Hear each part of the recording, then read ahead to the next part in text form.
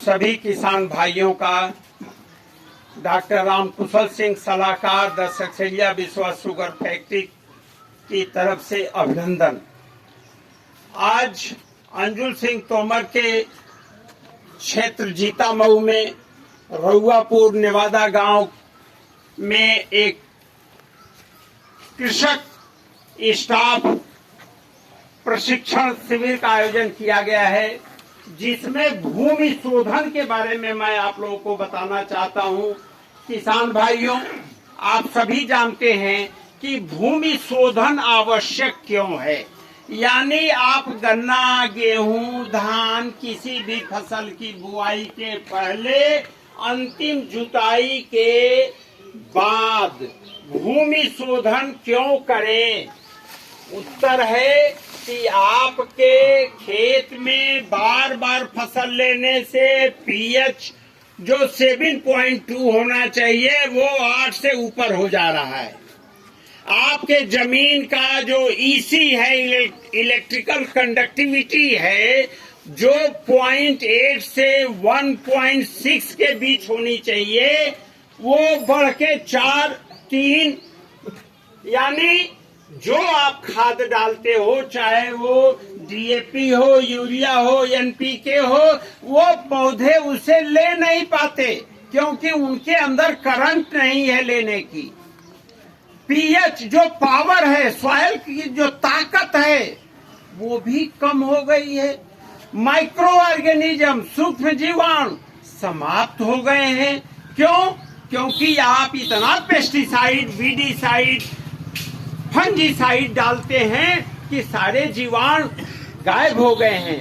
इससे बचने के लिए आपको हर साल आपके अपनी जमीन को बुआई के समय उपचारित करना बहुत आवश्यक है। और भूमि उपचार के लिए आपको मैं बता दूं कि आपके पास क्या क्या सामग्री होनी चाहिए।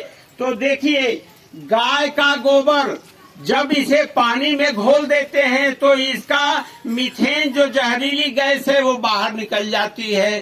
तो 10 किलो गाय का गोबर, 10 लीटर से 20 लीटर गाय का मूत्र, 2 किलो गुड़ या 4 लीटर गन्ने का रस और किसी भी दाल का आटा 2 किलो, साथ में ये देखिए फ्लेवोनॉइड्स, क्योंकि हम आपको भूमि शोधन के साथ एनपीके भी करने जा रहे हैं। तो फ्लेवोनॉइड्स यानी मदार, कनेर, धतूरा, ये सभी फ्लेवोनॉइड्स से भरपूर होता है। केला, प्याज का छिलका, ये जामुन, तो इसको अगर आप अपने खेत में डालते हैं या पके हुए केले के छिलके को डालते हैं तो ये बहुत जल्दी इनका फर्मेंटेशन हो जाता है और जो आपके खेत में, आपकी फसल में लगने वाले विभिन्न बीमारियां हैं, उनसे लड़ने की क्षमता उत्पन्न होती है। तो कहने का मतलब यह है कि जो मेजर न्यूट्रिएंट हैं, माइक्रो न्यूट्रिएंट हैं, उन सभी का समावेश इसमें है। और यह बेस्ट डिकम्पोजर है। क्यों है?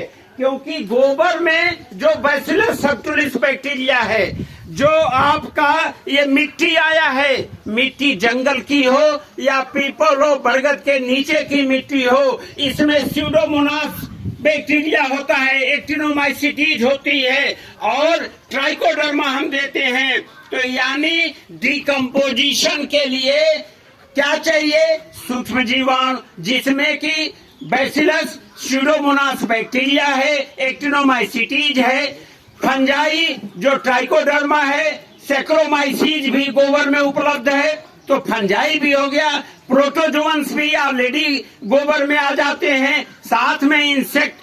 तो हम डिकम्पोजिशन, जो आपके धान की फसल है उसकी जड़ें हैं उनको डिकम्पोज करना, जो आपका पराली है उसको डिकम्पोज करना, या आपके खेत में जितने भी काना रोग, लाल सन बीमारी या अन्य जो फंगस हैं उनका समूल विनाश कर देना, इसके लिए भूमि उपचार जरूरी है।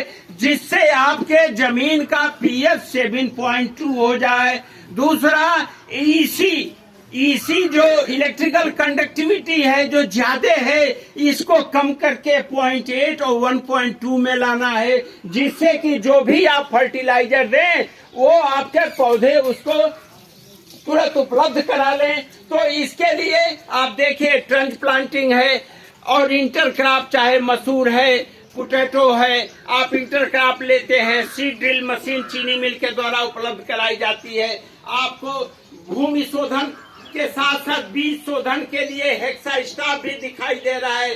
पानी में 4 से 6 घंटा आपको हेक्सास्टाफ को डालना है, ताकि जो एक आंख का टुकड़ा है उसमें किसी अच्छी तरह से उसका जो शुगर है बाहर चला जाए और जमाव के लिए सर्वथा। देखिए जो साथ में ये 17,231 कोसा 17,231 के गन्ने एक एक आंख के टुकड़े बोए गए हैं, इनका जमाव देखिए। कहने का मतलब ये है कि अब हम आपको भूमि शोधन कैसे करें और कैसे बनाया जाए, तो मैं गुजारिश करूंगा कि कृपया जो गोबर, गाय का गोबर 10 किलो जो पानी में घुला है, इसको ड्रम में डालें। ड्रम में पहले थोड़ा सा पानी ले करके और डाल देते हैं, ताकि जो चीजें डाली जाएं वो अच्छी तरह से घुले। तो ये गाय का गोबर जो है पानी में घुला हुआ, देखिए कितना बढ़िया घुला है, कहीं कोई सिलवट नहीं है। अब इसके बाद इसमें मिट्टी लाएं, जो पीपल के या बरगद के नीचे या जंगल की जो मिट्टी है इसको डाल दें। इसमें जो सीडोमोनास, एक्टिनोमाइसिटीज जो हमारे जीवाणु हैं, ये कई हजार गुना गोबर को, जो सेलुलोज इसका गोबर में उपलब्ध है, उसको खा करके और ये बहुत ज्यादा इनका बढ़ोतरी हो जाएगी। साथ में आप जो है मूत्र डालें। मूत्र आपको बता दें कि गाय के मूत्र में इतने सारे नाइट्रोजन, फास्फोरस, पोटास ये सब पाया जाता है। तो मूत्र जो है वो आपके फर्टिलिटी को, उर्वरा शक्ति को बढ़ाने का काम करता है। 10 किलो गोबर के साथ 20 लीटर मूत्र होना चाहिए। अब इनको फर्मेंटेशन के लिए जो गुड़ है, गुड़ को डालें। आप गन्ने का रस भी ले सकते हैं, इसकी मात्रा 2 किलो से कम नहीं होनी चाहिए। ये 4 लीटर हो जाए, अगर गन्ने का रस 4 से 5 लीटर हो जाए तो भी। उसके बाद ये जो दाल है, दाल के आटे को में जो प्रोटीन होता है, जो फास्फोरस होता है, वो आपको उपलब्ध हो जाएगा। तो दाल के आटे को आप करेंगे। साथ में राख, आप देखिए राख को पहले लीजिए। राख में पोटास, तो जो आप एनपीके यूज करते हैं, राख से पोटास मिल गया और फास्फोरस के लिए दाल मिल गया, केले का छिलका मिल गया और फ्लेवोनॉइड्स, बीमारियों से लड़ने के लिए आपको प्याज का छिलका मिल गया, आपको जो है मदार का और कनेर का फूल मिल गया, धतूरा का फूल मिल गया। साथ में जामुन के पत्ते को छोटा छोटा कर दिया गया है। तो इसके जो फ्लेवोनॉइड्स हैं ये सभी अच्छी तरह से जीवाणुओं से लड़ने की क्षमता डेवलप करेंगे। साथ में आप ये केला जो है इसको भी डालें, तो केले का बुरादा बना लें, ताकि ये जल्दी सूखी पत्तियों को छोटा छोटा कर लें। फिर केले का जो ये गूदा है इसको भी इसमें डालें। तो इस प्रकार से जो आप ये दूध का, जो पनीर का फटा हुआ भाग है, इसको आप डालें, या छाछ आप 2 किलो डाल सकते हैं। तो इससे क्या है कि इसमें आपके जो उपलब्ध, क्योंकि आप सभी जानते हैं कि कैल्शियम, मैग्नीशियम यानी सारे सूक्ष्म जो माइक्रो न्यूट्रिएंट हैं, सूक्ष्म पोषक तत्व हैं, वो मिल गए। जो मेजर, जो प्रमुख पोषक तत्व हैं वो मिल गए। और इसको अब आपको चलाना है और शेष जो भाग है उसमें पानी से भर देना है। तो मेरे कहने का मतलब ये है कि मात्र 10 दिन में इसके अंदर इतना अच्छा फर्मेंटेशन होगा और आपके यह सबसे पावरफुल खाद होगी।